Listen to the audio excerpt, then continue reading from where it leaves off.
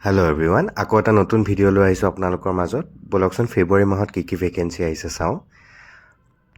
প্ৰথম ভেকেঞ্চিটো আহিছে ফাৰ্মাকিউটিকেলছ কোম্পানীৰ পৰা looking for front office executive with excellent knowledge of computer knowledge এজন অফিচ এক্সিকিউটিভৰ প্ৰয়োজন আৰু তেওঁলোকে কম্পিউটাৰ নলেজ বিচাৰিছে ভালদৰে কম্পিউটাৰ জনা হ'ব লাগিব আপোনালোকে চলাব পাৰিব লাগিব এক্সেল ৱৰ্ডৰ লগতে লোকেশ্যন গুৱাহাটী গতিকে তলতে এটা ইমেইল আই ডি দিছে ইমেইল আই ডিটোত আপোনালোকৰ চিভিখন পঠাই দিব যদি আপোনালোকৰ ফাৰ্মাচী বা তেনেকুৱা এক্সপিৰিয়েঞ্চ আছে মেডিচিন বা আপোনালোকৰ তেনেকুৱা মেডিকেল ৰিলেটেড যদি আপোনালোকৰ এক্সপিৰিয়েঞ্চ আছে তেন্তে আপোনালোকে এপ্লাই কৰিব পাৰিব দ্বিতীয় ভেকেঞ্চিটোলৈ আহিছোঁ দ্বিতীয় ভেকেঞ্চিটো আহিছে লুকিং ফৰ ছ'চিয়েল ৱৰ্কাৰ এগৰাকী ছ'চিয়েল ৱৰ্কাৰ প্ৰয়োজন তেওঁলোকক ফিমেল বুলি তেওঁলোকে মেনশ্যন কৰি দিছে আৰু লোকেশ্যন হৈছে তেজপুৰ কোৱালিফিকেশ্যন বিচাৰিছে post graduation in social work PG diploma in psychology or early childhood care মানে আপোনালোকৰ এই তিনিটা ছাবজেক্টৰ ভিতৰত আপোনালোকৰ পষ্ট গ্ৰেজুৱেশ্যন লাগিব যদি আপোনালোকৰ পষ্ট গ্ৰেজুৱেশ্যন আছে বা আপোনালোকৰ PG ডিপ্ল'মা আছে তেতিয়াহ'লে আপোনালোকে এই পষ্টটোৰ বাবে এপ্লাই কৰিব পাৰিব গতিকে তেওঁলোকে লাষ্ট ডেট 14 ফেব্ৰুৱাৰী ৰাখিছে 14 ফেব্ৰুৱাৰীৰ আগত আপোনালোকে এপ্লাই কৰি দিব তলতে এটা ইমেইল আই ডি দিছে ইমেইল আই ডিটো আপোনালোকৰ চিভিখন পঠাই দিব পাৰে পলম নকৰি 3 নম্বৰ ভেকেঞ্চিটোলৈ আহিছোঁ looking for pharmacist in Dispur Guwahati pharmacist এজনৰ প্ৰয়োজন তেওঁলোকে মেনশ্যন কৰা নাই ফাৰ্মাচী বা তেনেকুৱা হস্পিটেলৰ বাবে লাগেনে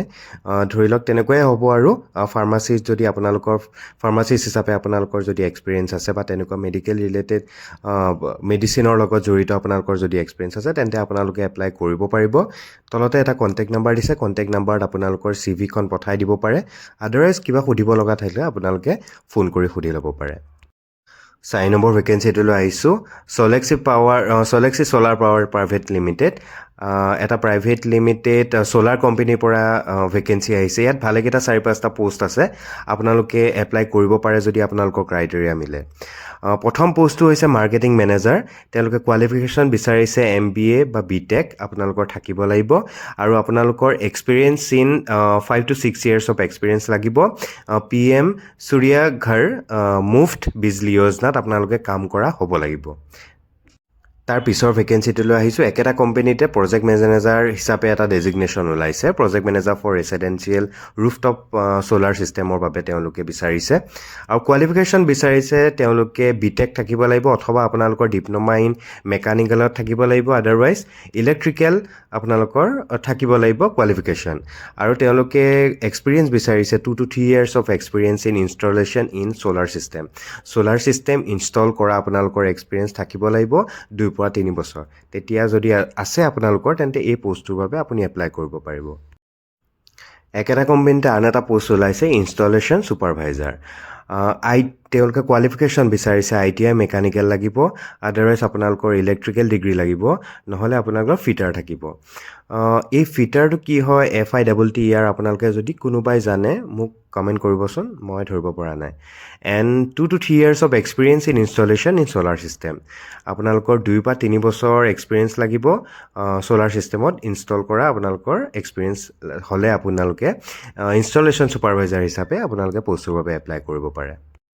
একেটা কোম্পানীতে শেষৰটো পোষ্ট ওলাইছে টেলিকলাৰৰ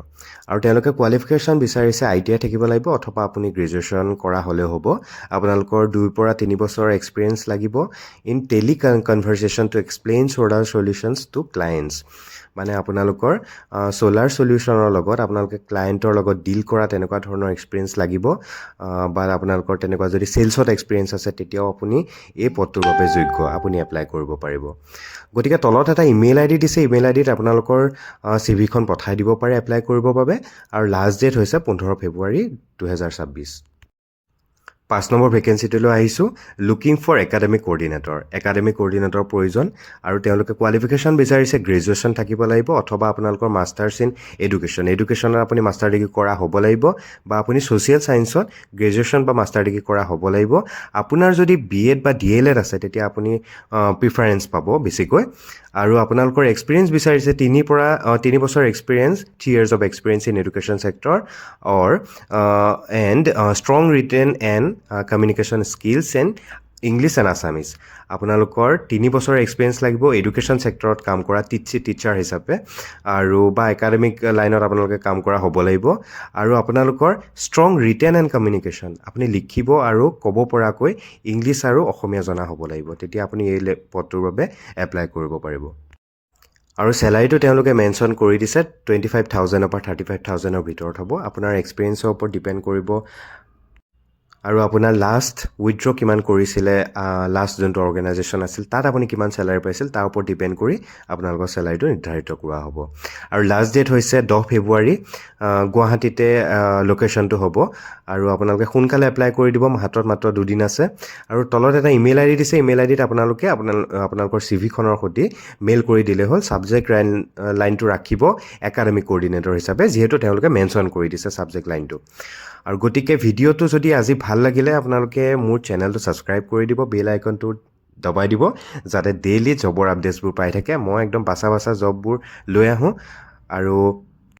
ডিফাৰেণ্ট টাইপছ অফ চ'ৰ্চৰ পৰা ডেইলি মই এটা ভিডিঅ' বনাবলৈ চেষ্টা কৰোঁ ডেইলি মই জব আপডেটছবোৰ আনিবলৈ চেষ্টা কৰোঁ আপোনালোকৰ বাবে গতিকে আপোনালোকে নিজৰ বন্ধু বান্ধৱৰ লগতো শ্বেয়াৰ কৰি দিব যাতে কোনোবাই